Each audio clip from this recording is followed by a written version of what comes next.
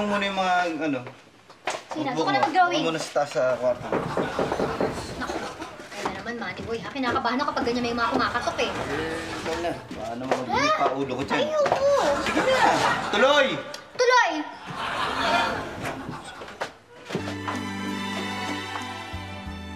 Hello po, Mrs. and Mr. Molintapang. Kasama ko na po ang mami at daddy ko. O, asan? Asa sila? Papasukin mo. Ito po sila. How do you do? How do you do? Balae.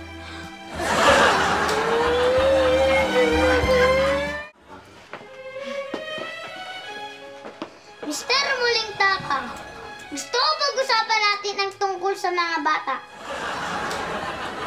Ano bang problema niyo sa anak ko? Talas, at pagsasabihan namin si Ivan, nag-iisa lang kasi naming anak siya.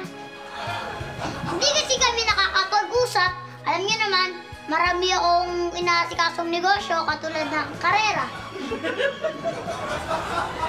Honey, uminom ka na ba ng gamot mo? Baka tumaas na naman ang presyon mo. Ivan!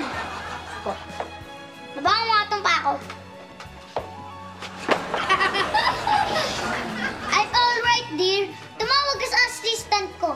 Sabihin mo, malilate ako sa meeting ko. Mr. Sandangkal? Balain na lang. Sige. Balae, kayo ba, totoo nyo bang anak yan si Ivan? Oo, kasi parang hindi kami makapaniwala dahil parang mga bata lang kayo eh. Aha!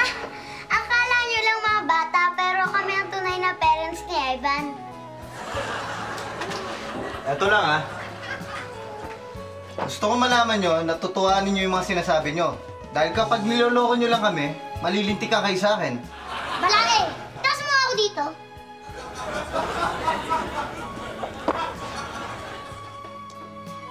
For your information, nagpunta kami dito dahil pinatawag mo kami. Kaya huwag mo kami babastusin. Dahil pag binastos mo kami, better talk to my lawyer. Diyos ko, madadamanda pa tayo, Manny Boy. Pa, puso mo nagiging puso na ng manok. Okay lang ako na.